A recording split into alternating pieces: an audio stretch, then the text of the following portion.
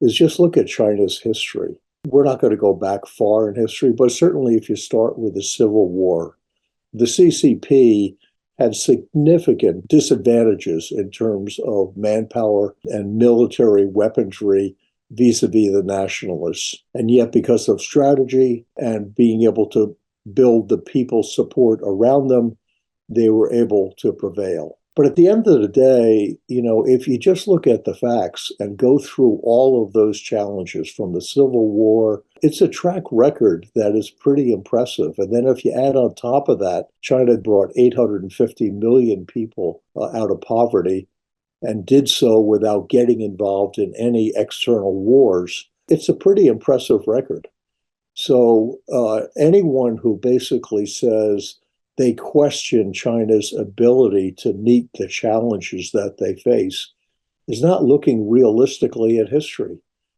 Because I would argue that there really isn't any major country on the globe today who looked at the challenges that China faced from 1949 up until the present and delivered more effectively, not just on each of those individual dimensions that I mentioned, but was over that period of time able to grow GDP at a level that was significantly higher than any other major country.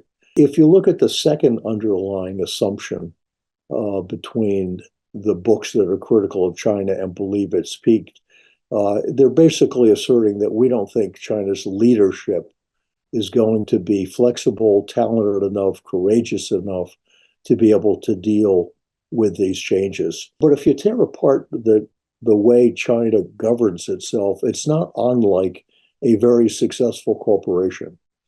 So you have a strong leader, you have people who are advanced meritocratically based on their education and what they have been able to accomplish in the outside world.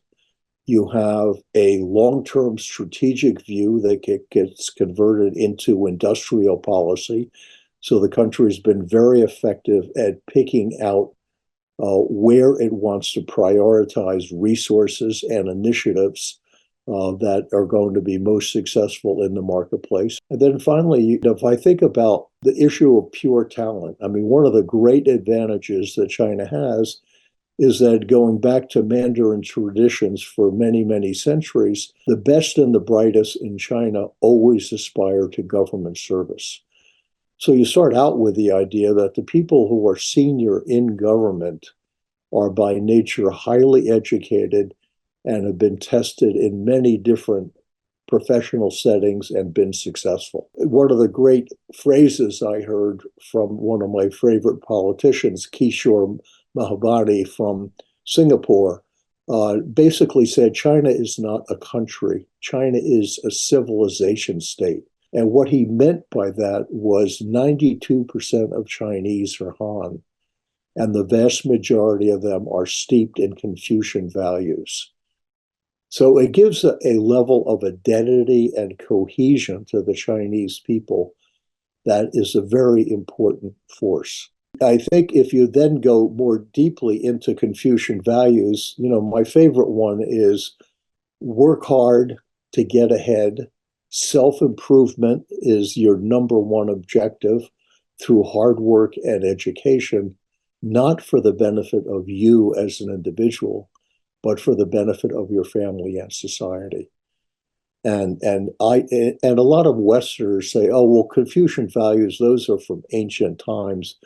I can tell you, having dealt with a lot of young Chinese people in America as well as in China, Confucian values are totally alive and well.